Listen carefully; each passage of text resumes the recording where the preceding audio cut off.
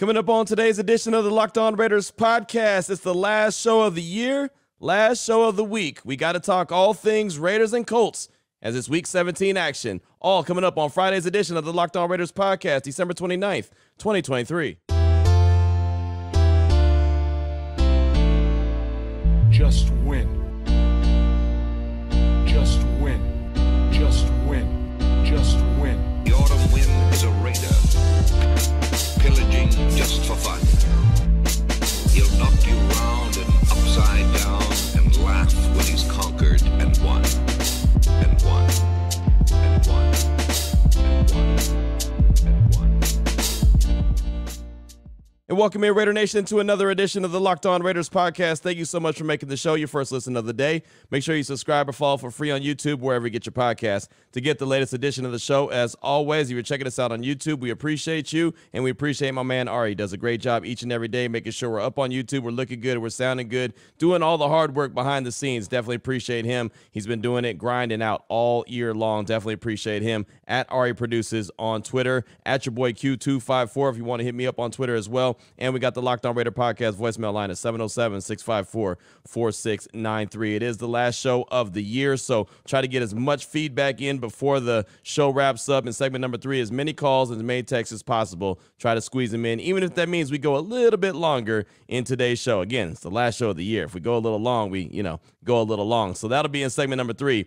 Segment number 2, I always like to give keys to victory, what I think it's going to take for the Raiders to do it offensively, defensively, special teams, overall, how I'm looking at this game, how the Raiders can win it and get their 3-game winning streak on, because they're already on a 2-game winning streak. Can they get a 3-game winning streak on? Can they get a 4-game winning streak on next week? Well, to get 4, you got to get 3. So we'll talk about that coming up in segment number 2. Here in segment number 1, hit you with the news and notes of the day. Just go over the injury report, let you hear a little sound from the Raiders locker room, and a lot more. Before we get to that, though, do want to tell you about our title sponsor of the show, which is LinkedIn Jobs. They help you find the qualified candidate you want to talk to faster. Post your job for free at linkedin.com/LockedOnNFL. That's linkedin.com/LockedOnNFL to post your job for free. Terms and conditions apply. We'll tell you a lot more about them later on in the show. And before I go over the injury report for Thursday for both the Raiders and the Colts, I do want to go ahead and throw this out there, and I feel like it's something I probably don't need to throw out there. I shouldn't have to throw out there, but apparently I do.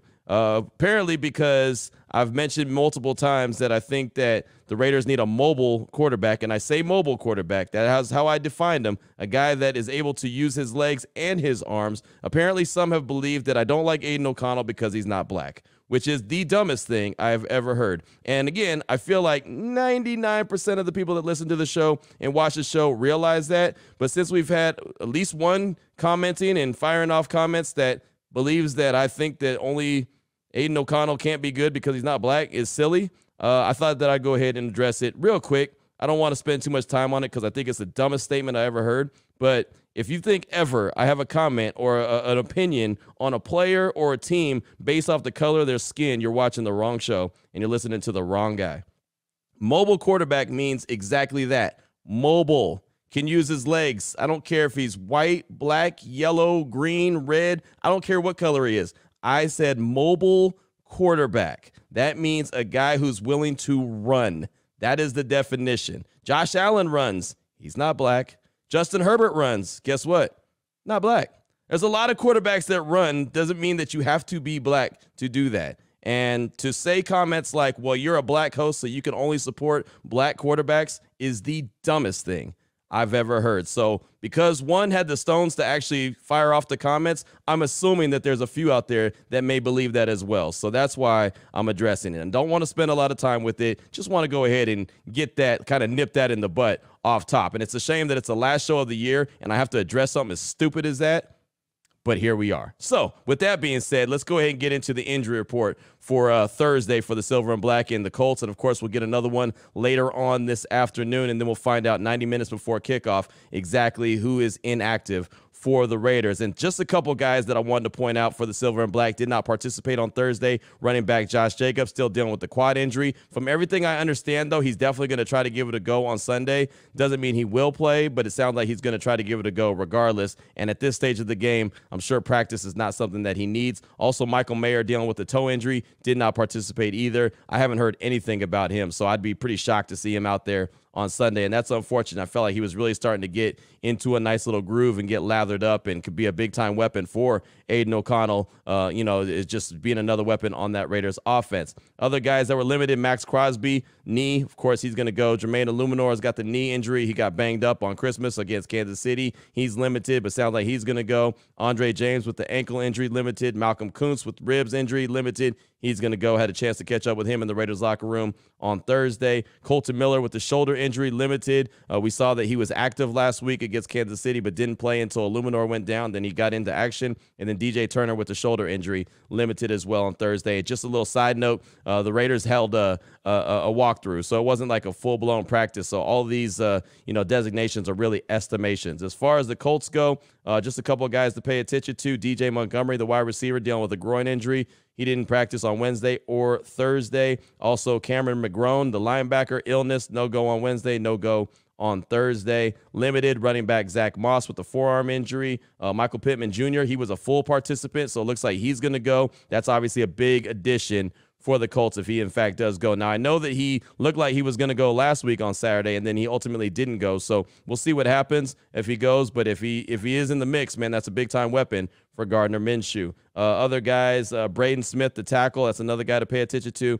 Full participant. Looks like he's going to be ready to go, and that Colts offensive line will really be fully intact for the first time in a long time. So, again, we'll get another injury report later on this afternoon, and then we'll find out about the game status of some of these guys 90 minutes before kickoff on Sunday. Also wanted to take you inside the Raiders locker room real quick. We had multiple guys that we talked to on Thursday. Me in a group setting talked to Malcolm Kuntz. Me in a group talked to Nate Hobbs. And then I got a little one-on-one action with running back Zamir White. And we don't know, like I mentioned, if Josh Jacobs is going to go or not. If not, I have a lot of confidence that Zamir White can hold it down and carry the rock 20 to 25 times and do a really good job, just like he did against Kansas City. So real quick, here's my conversation with Zamir White in the Raiders locker room from Thursday. Here was Zamir White. And Zamir, what did it feel like knowing that you had to run the ball, knowing everyone in the building in Kansas City knew that the Raiders were going to run the ball, and you guys were able to do that, and you broke off that big run? Man, the pressure was on, bro, but like the guys around me, bro, they did their part, but they blocked good, and yeah, but we just clicked, but we locked in. The lineman made the blocks for me, and I made the right cuts, and it just happened. What was the week of practice like leading up to that? I felt like you guys went into the Arrowhead with that intention of, we're winning this game. You're not going to give us anything. We're taking it.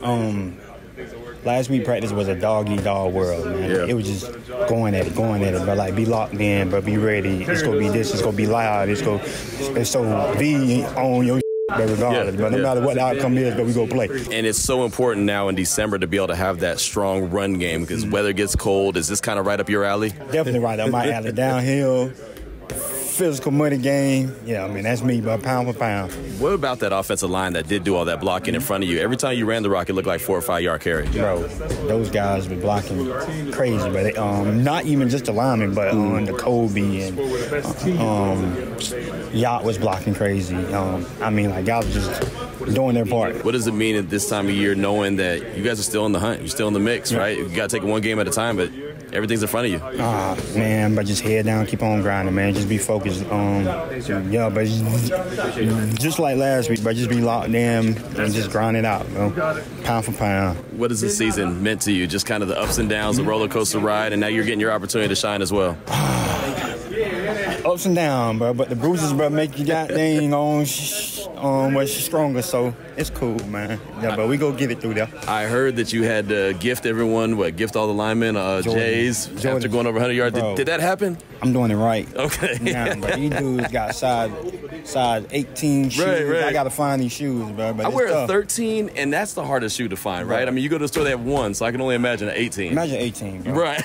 I'm trying to find it right now, but I can't find it nowhere. So if there's a shoe plug out there, go ahead and holler at you, right? Please. Appreciate you. Yeah, bro, no problem. Thanks, man. So there's my conversation real quick with Zamir White. I say it all the time. He's a guy that's fun to talk to. He's a guy that's fun to watch. He's a guy that I root for. He really is. I mean, he's a guy that's very humble. He's hungry. All he wants to do is go out there and play. When he talks about what he loves in life, it's football and his horses.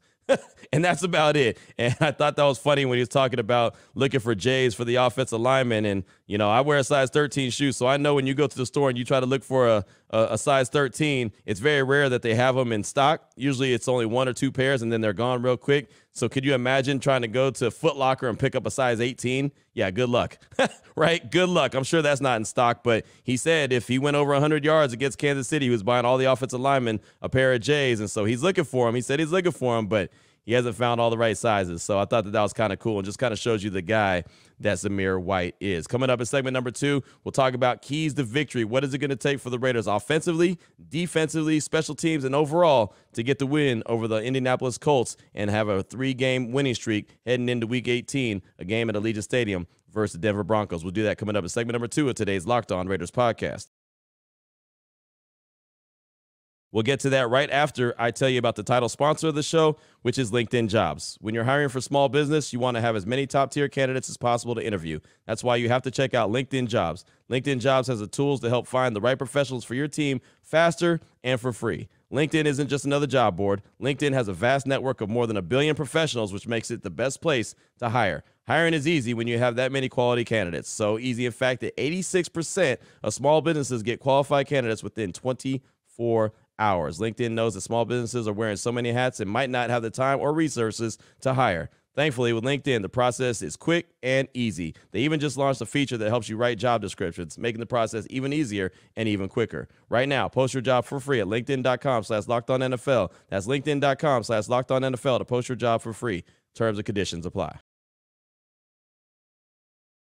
All right, Raider Nation, here we go. Segment number 2 of today's Locked On Raiders podcast. Want to jump into keys to victory. What is it going to take for the Silver and Black to go to Indianapolis, pick up a victory, be riding a 3-game winning streak, and feeling really good about themselves, headed back home to Allegiant Stadium for a Week 18 matchup with the Denver Broncos, now led by Jarrett Stidham, former Raiders quarterback Jarrett Stidham. But let's get focused on the Colts. You can't worry about the Broncos. Got to worry about the Colts. Defensively, we'll start there because, well, the defense is leading the team. You got to stop the run first and foremost. Last week, what did Jack Jones say? You stopped the magician, which is Patrick Mahomes, and the show was over. And they were right? They harassed Patrick Mahomes. They made him run around for his life. He was on skates all game long, and you saw how it shook out. Well, Gardner Minshew is not Patrick Mahomes. He's not even close. But Jonathan Taylor, he could run the rock, right? So the Raiders' focus has to go from pinning their ears back, getting after the quarterback, staying in their lanes, making sure they, plug up the middle so that he can't step up in the pocket, to slowing down the run game, making life miserable for Jonathan Taylor. Every time he touches the ball, the group, all 11 guys got to go swarm to the ball. The really good thing I've liked about this Raiders defense, if they're doing exactly that. They're swarming to the ball. That's impressive. Do they miss a tackle every once in a while? Sure. They're going to miss a tackle every once in a while. Sometimes the guy's just going to be stronger and happen to run through a dude. But the way that this team is running and everybody is getting to the ball carrier and getting them down, that's something to be, excited about. And that's something that makes me feel like they're going to have a good day at the office against Jonathan Taylor. But, just because they had a good day against Clyde Edwards-Helaire in the Chiefs running game doesn't mean that that's going to be the same effect against the Colts. Because, again, Jonathan Taylor is a different dude. He's one of the best backs in the league. So the Colts are going to go as Jonathan Taylor goes. So the Raiders have to, first and foremost, be worried about stopping the run. And when I say stop the run, I don't mean just kind of slow it down and let him get 100 yards and feel comfortable with, beating everybody else. I feel like you got to keep Jonathan Taylor under 100 yards in this game because, again, if he starts going, it opens up everything else for Gardner Minshew and company. And when it comes to Gardner Minshew, you still got to heat him up. Make him feel uncomfortable. He does have a tendency to make mistakes. Look, he's thrown 14 touchdown passes this year. He's thrown 9 interceptions. He had 8 fumbles, and 5 of those fumbles he's lost. Well, the Raiders defense has done what? Created a bunch of takeaways as of late. They've really done a good job with that, multiple games in a row with multiple takeaways, something that they've been focusing in on all year long, but really is starting to get lathered up and really get going to the point where they're scoring defensive touchdowns now. So Gardner Minshew will make a mistake. You got to heat him up, right? Malcolm Koonce has got to be able to get home. You got to have Max Crosby get home, right? We'd love to see a Max Crosby or 2 sack again. That'd be great to see that. We always know he's going to get a tackle for loss or 2. We'd love to see a sack or 2, right? Malcolm Koonce, keep doing what he's doing. He's up to 7 sacks on the season already. We'd love to see him pick up another 3 more before the season's over, right? When's the last time the Raiders had 2 guys with double digits as far as sacks go, right? It's been a minute. So we'd love to see that come to fruition again. So, yeah, Malcolm Koonce, keep doing what he does. Of course, the pressure's got to come from the middle, but going back to my first point defensively, they've got to stop the run, first and foremost. And even if Pittman's back, You can't give up the big play. And the one thing about the Raiders defense that they've done, especially in the secondary, is they haven't really given up the big play. They'll allow a dink or dunk. They'll allow, a short yardage gain here and there, but they're not really giving up those big plays, those deep bombs. For the most part, the secondary is right all over the wide receivers. The only thing I get worried about when teams go deep is really a pass interference call, because for the most part, the Raiders DBs are there. They're making plays on the ball. They're getting their head around, which is impressive, because for the longest, how many times did we pull our hair out and say, just turn around and locate the ball. Turn around and locate the ball. Well, they're doing that, and they're doing it in a major way. Again, the thing I'm most worried about is defensive pass interference, just because it usually turns into such a big play. But the Raiders got to make sure that they keep that consistent, where they don't allow the big play to happen. Make the Colts work their way up and down the field. If they do that, that gives the Raiders that much more opportunity to create a turnover and take the ball back the other way and really start to put their will on them defensively. They got to make them, work for every point that they get. Make them really earn everything. And obviously keep them out of the end zone. That's a no-brainer, right? Force them to kick a couple field goals or whatever. The Colts offense isn't just some massive juggernaut. So I feel like the Raiders defense is really going to have a great opportunity to really flex their muscles on them. But, they've got to really stick to the script right there. Stop the run first and foremost, heat up Gardner Minshew, and don't give up the big play. Simple as that. Offensively, don't let DeForest Buckner act like Chris Jones and ruin the game, right? I mean, DeForest Buckner is that dude that can get it done from anywhere on that Colts defensive line. Of course, he comes from the interior of the defensive line, but the dude's a stud. He can line up anywhere he wants on that D-line and get to the quarterback. So that's got to be who their number one focus is on. That offensive line has to say, okay, where's DeForest Buckner? Let's locate him, and let's not let him ruin the game. And I think that for the Raiders offense, Aiden O'Connell's got to get some early love, right? And what I mean by that is get cooking early.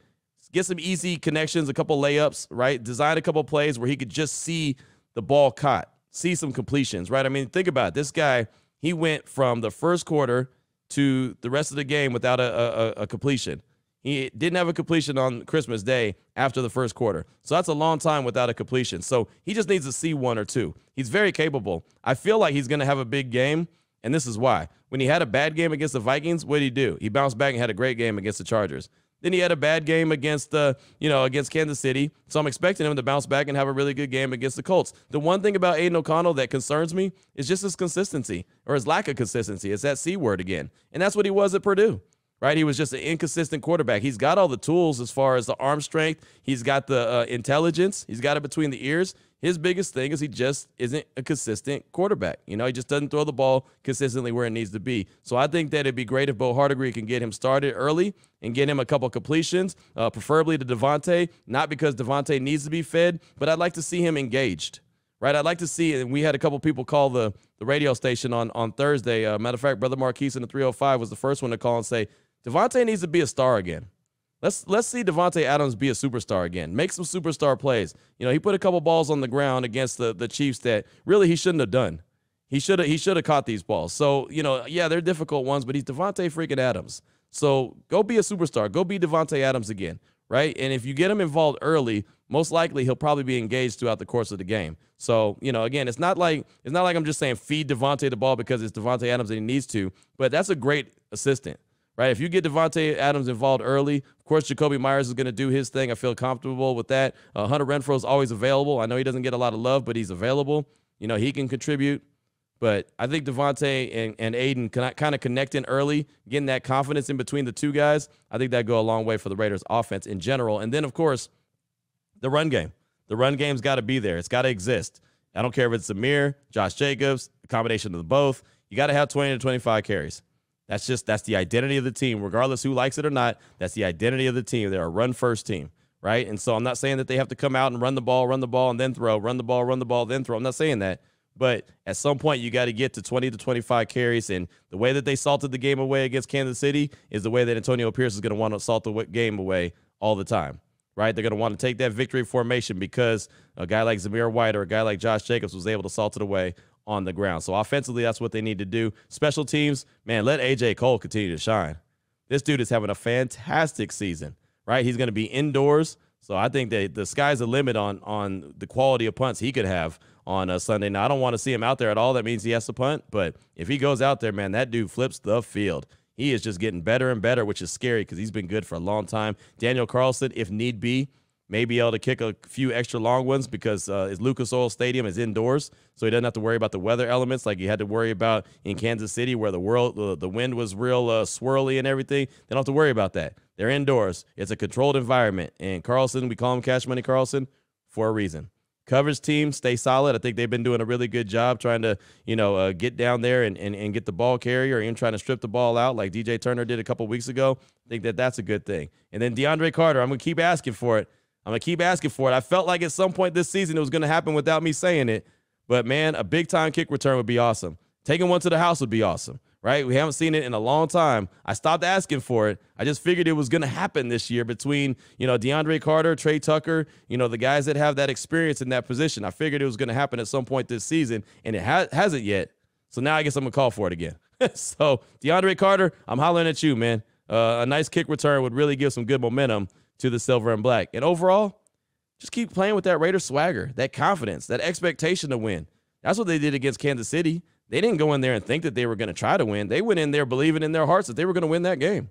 There's no doubt about it in my mind that they knew that they were going to win that game. They were going to go in there, they were going to punch them in the mouth, and they were going to take their lunch money. And that's exactly what they did. They've got to continue to have that swagger, that confidence, that bully ball. They got to continue to play that kind of style for the next 2 games to see what happens. I believe they're going to win the next 2 games, and if they make the playoffs, fantastic. If they win their division, even better. If they don't make the playoffs, but they end the season on a 4-game winning streak, that's okay as well, as far as I'm concerned. But that's the keys of the game as far as I'm concerned. Most importantly, the Raiders got to get off the bus with that Raiders swagger and confidence and expectation to win. Play with that bully mentality, and they'll be just fine as far as I'm concerned. Coming up in segment number 3, you got your calls and text off that Locked On Raider podcast voicemail line, 707-654-4693. Before we get to that, though, I want to tell you about a couple sponsors here on the Locked On Raiders podcast. The first one is DoorDash, and depending on what you're doing, you might be at the job, you may be, headed to the job. You may be at the house and working, and you just don't have time to stop down and get some food. Well, that's where DoorDash comes in really, really handy. I mean, anything that you're a big fan of, any kind of food that you're a big fan of, any kind of place that's near your house or your job, I guarantee DoorDash will go there. So whatever your favorites are, they got you covered. You can use the DoorDash app. It's super easy. And if you don't have it on your phone, no problem. Go ahead and download it right now. You'll get 50% off up to $10 value when you spend $15 or more on your first order. All you got to do is download the DoorDash app, use the promo code LOCK23. It's all one word, LOCKED, the numbers 23, subject to change, terms apply. Of course, again, you got to download the app and use that promo code LOCKed23. I mean, look, you could even DoorDash during a timeout. You could be watching, Thursday Night Football. You could be watching some college bowl games and say, I just don't want to go get that food, but I want to eat that food. So DoorDash. You could be at the barbershop. I go to the barbershop every Saturday morning. Maybe you're at the barbershop and your barber's taking too long and you need something to eat. DoorDash it. It's that simple. Doesn't matter where you are. They'll come to you. That's the beauty of it. So, again, all you got to do is download the DoorDash app if you don't already have it. That's 50% off up to your $10 value. When you spend $15 or more on your first order, you got to have the app. Promo code is LOCK23. It's all one word. Subject to change. Terms apply. Again, don't forget, use the promo code LOCK23 for 50% off up to $10 value on your first order when you download the DoorDash app and spend $15 or more. Subject to change. Terms apply. I also want to tell you about FanDuel. And I know the weather's getting colder outside. Matter of fact, it's getting really cold outside. That's all right. When it comes to the NFL and FanDuel, the offers stay red hot. Matter of fact, they're blazing hot. They're in fuego. There you go. That's my Espanol for the day. Right now, new customers get $150 in bonus bets with any winning $5 money line bet. That's $150 if your team wins, just like that. You've been thinking about joining FanDuel? Good. Do it. There's no better time to get in on the action than right now. The app is super easy to use. There's a wide range of betting options. They got spreads, player props, over-unders, and a whole lot more. Visit FanDuel.com/lockedon. Get into the NFL season the right way with FanDuel, the official partner of the NFL. Here we go, Raider Nation. Segment number 3 of today's Locked On Raiders podcast. Last segment of the show, last segment of the week, last segment of the year. And we're going to hear from you. Calls and texts straight off that Locked On Raider podcast voicemail line, 707-654-4693. Let's start off with a call from Nathan Walsh. He's calling to share a story about Antonio Pierce that is not getting enough burn, told by David Carr. Here's Nathan Walsh. Yo, Q, what's up, baby? Nathan Walsh here from Rochester, New York. Upstate New York guy here, Raider fan. Long time. One quick story I want to share that I don't think a lot of people have gotten to know, and I don't know why it's got more run. But David Carr, told a really cool story about Antonio Pierce the week before the Giants game. This is before he even coached a lick. And he said, they were beating the Raiders in 2008. This is when Antonio was playing, kicking the crap out of us 2008, had the game in hand, took Eli out of the game, threw in David Carr, backup quarterback, finish out the game. He scores. David scores a touchdown. He's celebrating, going crazy. Boom, boom, boom. I got that score. And he's walking off the field. Antonio Pierce is right there. Greets him. And he's like, yeah, we got that. And Antonio's like, don't do that. Don't disrespect my team. And David looks at him like, what do you mean? I just scored. You know, it's a good thing. He said, no. You don't disrespect my team. Show some damn class. And David said, he goes, I've never had that happen. He goes, in all my years of playing football, that has never occurred. And keep in mind, Antonio never played for the Raiders. That's what he was saying. So this is kind of my point, that this guy's a true Raider, you know, and I don't know of any other former player that would do that. I don't remember stories about Charles Woodson as a Packer, you know, talking about, hey, don't disrespect my Raiders. Not that I think we played him or whatever. We might have. I don't know. But anyway, that's a heck of a story. And I think Raider Nation needs to understand that. And that needs to get more run, because that kind of says everything we need to know about his allegiance and association to our team and how much he loves this team and what he wants it to be. So have a great one. Peace out. Bye-bye. Thanks for the story, my man. I did not hear that one. I'll ask Coach about it if I get an opportunity when we speak to him again today. That's something I wouldn't expect to hear from a player, but you never know. I know he was a big-time Raider fan growing up, and maybe that's how he was feeling. So that's an interesting story. It's actually a really good story. Like I said, if we get an opportunity to talk to him or ask him about it when I talk to him, and we'll speak it with AP around 8:45 this morning. So depending on what time you're listening to us, it may be over already. But I'll try to ask him about that this morning when we speak to him. Thanks so much for the call. Definitely appreciate you. Up next, got a text from the judge. Says, hey, Q, so here comes the big test for AP and the team. How do they handle success? Do they do the typical thing that we've seen in the past and poop in the bed and with a winnable game? I think AP will have them locked in and ready. Got to slow down Taylor and get after Minshew. That's from the judge. I couldn't have said it better myself, right? And that was what I was wondering about after the Chargers game. I was wondering how they were going to deal with that success, putting up 63 points, putting up multiple defensive touchdowns, everyone getting a sack, right? All these different plays that they made at home, having the crowd cheering. I was wondering what it was going to look like when they went to Arrowhead. Well, we saw it. It looked really good. So now it's a short week instead of a mini bye. What does it look like on a short week? Can they keep that momentum and that juice going? That's something to pay attention to. But I'm with you. I think AP will have them fired up, ready to go. I really do believe that. Thanks so much for the text. I appreciate you. Up next, got a call from Joe in Tennessee. He's calling with a few questions that he has about the Raiders offensively, defensively, and with the coaching staff. Here he is, Joe in Tennessee. Hey, Q, this is Joe from Tennessee here, man. It's been a long time since I called in anyway. Know we all got a great Christmas present on Monday with that Raiders win. Hope you and your family and all the Raider Nation had a great Christmas all around, man, spending time with family and friends. Hey, I got a couple of questions I've been thinking of, since all the changes were made. First on the offense. I know Bo Hardegree's a rookie offensive coordinator, and I know, the offense ain't moving a whole lot. But I'm just curious, isn't he really just calling plays off of McDaniel's playbook? Or is he mixing in some of his own stuff? And even during the bye week when we were talking about making some changes, what did that entail? I'm just asking because I don't know. Don't know that I'm looking to pound the table.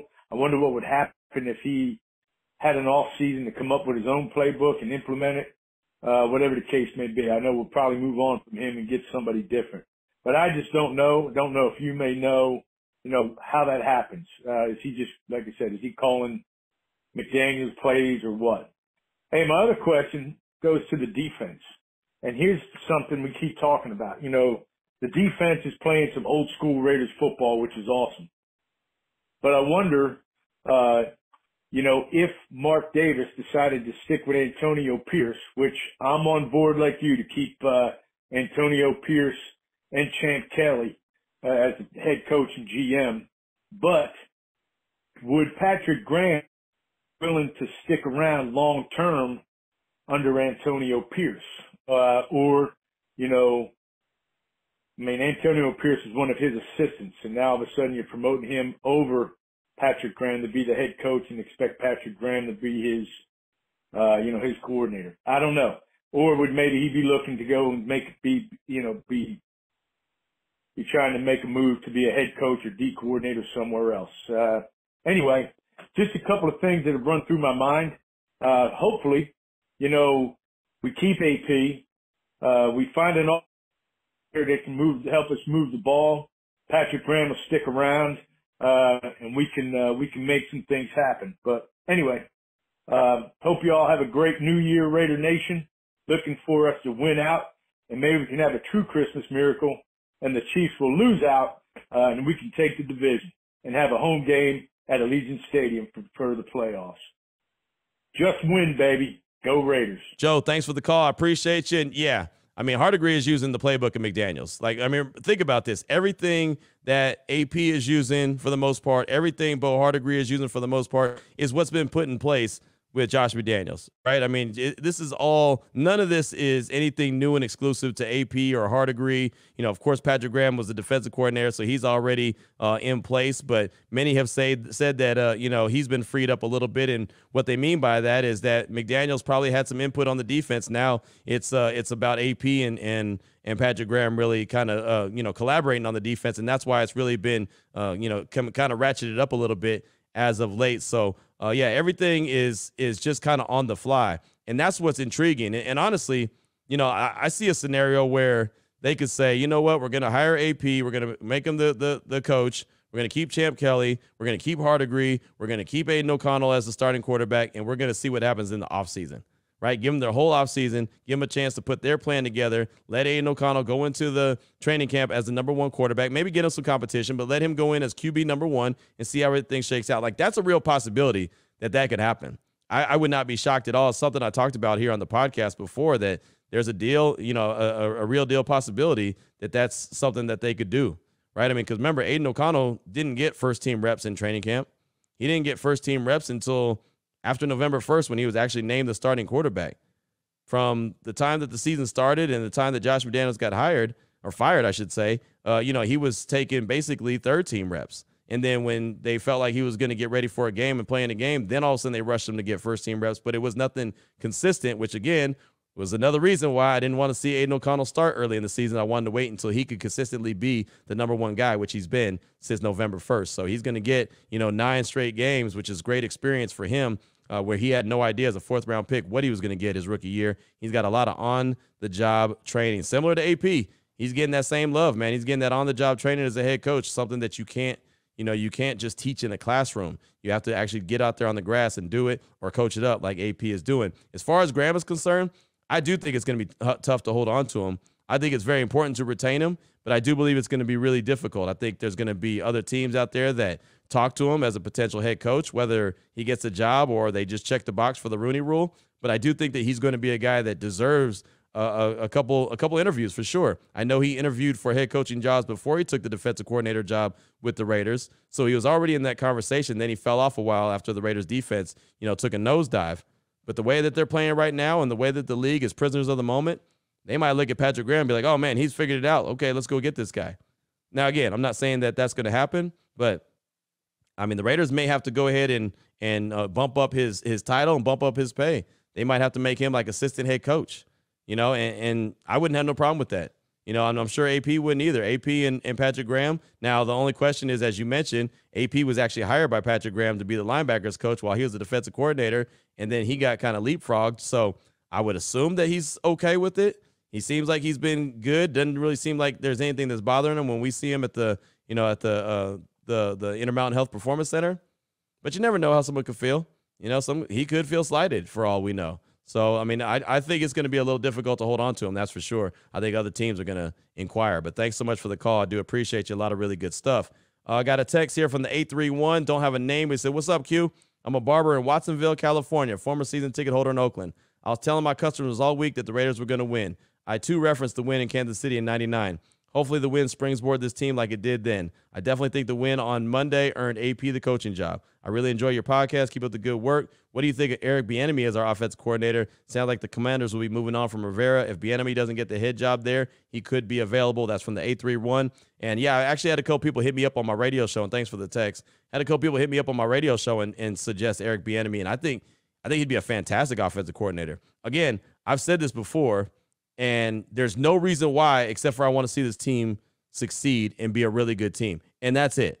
So I've said it before. I would have no problem seeing AP as the head coach, them bring in a very skilled and experienced and creative offensive coordinator. Eric Bieniemy is that, and bring in a dynamic quarterback, a game changer like a Jaden Daniels. That's the guy I prefer. It's funny. I was talking to JT the Brick in the hallway the other day at the radio station, and he asked me about Russell Wilson. I was like, not really. Now, if they get him on a vet minimum and, you know, he's there and he can mentor whoever, Aiden O'Connell or anyone else, you know, maybe he could be good because Denver's going to have to pay the majority of his salary. So I was like, well, that's not a bad idea. I said, but this is what I think is going to happen. This is what I believe is going to happen. I'm going to say it right now. I believe the Raiders are going to keep AP as the head coach. I believe they're going to keep Champ Kelly as a GM. I believe they're going to hire a football head of operations. I believe they're going to go out and get a dynamic offensive coordinator, and I believe they're going to do everything in their power to go get Jaden Daniels as the quarterback. That's the truth that I believe to this day. I believe that. Now, I'm not saying that's going to happen, but that's what I believe. And that doesn't mean anything.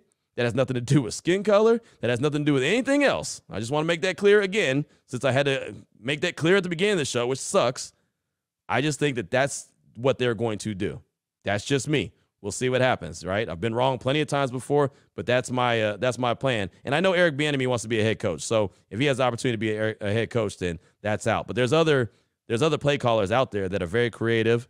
They've been doing it for a long time, so they're very experienced. They know how to get the most out of their players. So that's who I'm looking for in that offense coordinator's position, someone like that. Matter of fact, right after the Vikings game, I think that was one of the things I talked about on the show if you go back and look at some of the podcasts. Thanks so much. I do appreciate you. Good stuff. Got a call here from Nathan. Wait, I already did that one. Didn't I already do that one? Let me go up here to the top. Yeah, I already did that one. All right. Oh, no, I did. No, I didn't. All right, here we go. Got a call from Nate Glass out of Cali. Too many Nates on the show today. Nathan Glass out of Cali. Remember, he's a Steeler fan, hasn't called in a while. He's calling to give a little background on Zach Gentry, the tight end that the Raiders picked up from the Bengals practice squad, as he was a guy that was on the Steelers roster before that. So here he is. Nathan Glass out of Cali. Hey, Q, Nate Glass from California. Just responding to what I just heard on your podcast about you guys picking up Zach Gentry from the Bengals practice squad. Great pickup. Actually, he was a Steeler for a long time. You know, we didn't use him right. You know, I'm just gonna be flat out. We didn't use him right. He's a good receiving tight end, and actually his pass blocking and run blocking has gotten better as he spent more time with the Steelers. But we let him go basically for Connor Hayward. But I was totally I didn't approve of letting him go. He could be a great red zone target. He's tall, he's big, if I'm not mistaken, he's 6'7", 6'8". Slender build. Like I say, he could be a nice red zone target. That's what we wanted to use him for. But, you know, Steelers have a habit of not maximizing the potential out of players. So, whatever.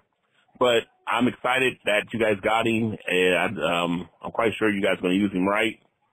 Please use him right. Every time I've called you about a player that's been on the Steelers roster that you guys pick up, so far I'm betting pretty high. So, great pickup. Use him right. Hope he works out for you guys, and talk to you soon. Nate Glass, it's great to hear from you, my man. Thanks so much for the call. And, yeah, whenever you call to tell me about a player that you're familiar with that came from the Steelers, we all need to listen, right? You called and talked about Robert Spillane and talked about how happy we were going to be with Robert Spillane. And, man, happy is an understatement. Robert Spillane has been fantastic. So, yeah, if you're talking about Zach Gentry like that and he could be that kind of a player, and I've heard some really good things about him. I saw that some other Steeler fans talking about him and saw some Bengal fans saying, yeah, I didn't know why he was on the practice squad. But so we'll see. There's only a couple of games left for the Silver and Black. Maybe he gets in some action. Maybe he doesn't. But I thought it was a pretty good pickup as well after doing a little bit of research. Thought Champ Kelly did a good job with that. But Nate Glass, it's good to hear from you, my man. Hopefully you had a great holidays. Thanks so much for the feedback. We definitely appreciate you. Let's see. Up next, I got a text from the Raven. Here's a good one. It's a pretty lengthy one. It says, morning, Q. It's a Raven in SoCal. Full disclosure, I'm all in on AP and Kelly getting the head coach and GM jobs. With that being said, I agree with the opinion of some that there is no rush to take off the interim tag before the start of the offseason. However, I'm also in agreement with the recent article from a fellow media member of yours, Hondo, that Mark Davis should not comply with the Rooney Rule if his mind is already made up to as AP and Kelly getting the jobs, so as to not have men coming in just to perform token interviews. As a black man, I personally would find it rather condescending and disrespectful to bring me into an interview just to meet a quota. Furthermore, if Davis has made up his mind after these last 2 games as the Raiders, the organization that has been at the forefront of inclusivity and giving people opportunities regardless of color or gender going back to the 60s, he should take whatever fine is laid out by the league and state publicly why he refuses to do a dog and pony show, as the Raiders have been there, done that with the track record of not needing equality oversight clearly in the history books. Hashtag Go Raiders, Raider Nation Barroom. That is from the Raven. Thanks so much for the text. And yeah, I get that idea. I get that idea, just saying, screw it, we're going to do our own thing, we're going to be renegades. But there's just no reason. There's no reason to do it. What if they, everyone's assuming it's going to be a fine. What if they took a draft pick away from the Raiders just to be that renegade team? Like, I don't think that that's necessary. And, why not go through the interview process, especially if you interview someone that you get intrigued by? What if you interview somebody potentially for the head coaching job, but then you hire them to be the OC? Like, what if they interview Eric Bieniemy and realize that, hey, you know what, this guy is not, we're not going to give him the head coaching job, but hey, we do want to offer him the offensive coordinator position. That's how Champ Kelly got the job. Champ Kelly was interviewing for the GM job, and they eventually hired him as an assistant GM. So I think that it's smart to go ahead and do the interviews, right? And I don't think that Mark Davis's mind is made up. I really don't. I know my mind is made up. I know your mind is made up. A lot of Raider Nation's mind is made up. But I think that Mark Davis is really going to cast a wide net and interview a lot of people. Black, white, purple, yellow, whatever. I think he's going to interview a lot of people. I'm with you with the Rooney Rule. I think it's a joke. I've been saying that for years, even though people give me pushback all the time. I don't think you should need a rule to force yourself to have to, interview somebody. But again, if they can interview a handful of people and maybe come up with some more additions to the staff that can help this team long term, I think that is a great key. And like I said, a guy like Bieniemy or someone else that could be, potential head coach, and then, hey, you know what, we're not going to hire you as the head coach, but we're going to hire you as the offensive coordinator, similar to what they did when they hired Hugh Jackson. Remember, they hired Hugh Jackson to be the offensive coordinator, knowing damn well if it didn't work out with Cable, they were going to move him up to head coach. That could be something as well. So there's a lot of different things that you can do, a lot of different approaches. So I don't think that you should give the double middle fingers to the league and just say, screw it, we're going to hire him right now and we'll take the fine. Because what if the fine turns into something else like draft capital? I don't think that that's worth the risk. I don't know the exact rules. There was also people out there in the media that I work with that were saying that they could just take the interim tag off of Antonio Pierce and Champ Kelly and don't have to worry about it because they're people of color and they're already in the organization, which is false. So, and some of those same people you're referencing. So I'm just, be careful with everything you read is basically what I'm saying. So thanks so much for that text. I do appreciate you. And finally, got a call from Raider 10 from Central Florida. And that's going a little bit long on the show, but again, it's the last long of the show, last show of the year. So why not? Let's just do it. Raider 10 from Central Florida. He's calling to talk about quarterback Aiden O'Connell and gives his thoughts on him. Here he is, Raider 10 from Central Florida. Yo, what up, Q? This is Raider 10 from Central Florida. Hey, buddy. I had a quick question and a comment on Aiden O'Connell after what we saw last week during the Chiefs game and a couple games before that. Basically, all the games that he's played since we benched Jimmy G. He's a statue, Q. He can't scramble. He refuses to extend the play. If the pocket collapses around him, he's done. If he gets an opportunity to step up and make a throw, he's got all the proper mechanics. He's got a pro arm. He can throw it to the moon and back. My question is, and I'm curious to get your opinion on this, is moving forward, unless we do something drastic in the offseason with the draft or with free agency, we don't have the O-line to complement his game. And I don't think we're going to moving forward. I think he is a career backup. I think he's going to be a good backup. And I think he can step in and make plays when we need him to make plays if our guy goes down. But he's not our guy, I don't think, just from what I've seen. Like I said, we don't have the O-line to protect him. And he is about the least mobile quarterback, I think, out of all of the teams left, or all of the teams in the NFL in general. I hope it changes, and maybe we can lock up some guys in free agency or in the draft and get him an offensive line that can block for him. But, when it comes to extending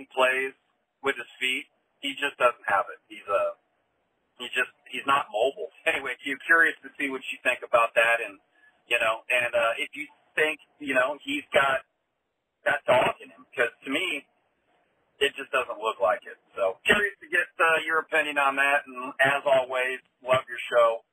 It's a great time when I listen to it. And keep it up, man. All right, Q. Bye. Once again, go Raiders. Thank you for the call, my man. And look, I've said it multiple times. I share similar feelings about O'Connell. I think he's good. I don't think he's a game changer. I think the Raiders need a game changer. To me, it feels like he could be a very good backup, and that's okay.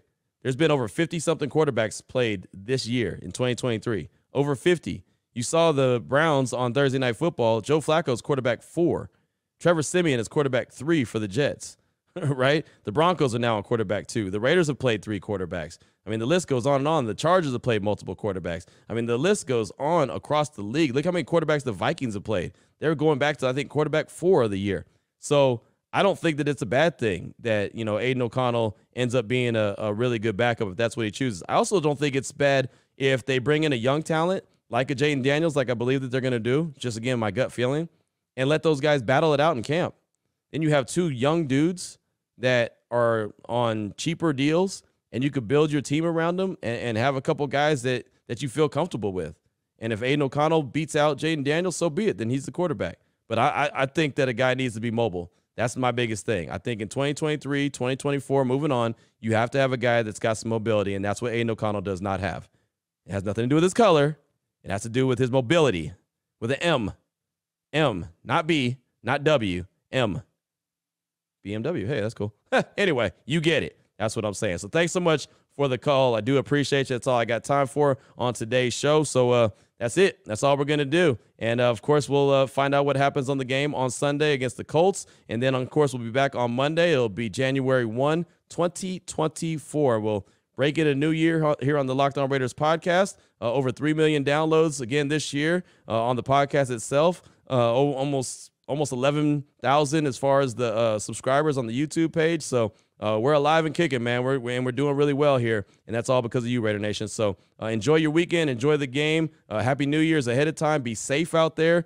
Make sure you make it to 2024. Make sure we all make it to 2024 because that's the most important thing, man. Be safe out there. Make sure you hug on your loved ones, love on your loved ones, and take care of yourself as always. Until Monday, Raider Nation. Until 2024, just win, baby.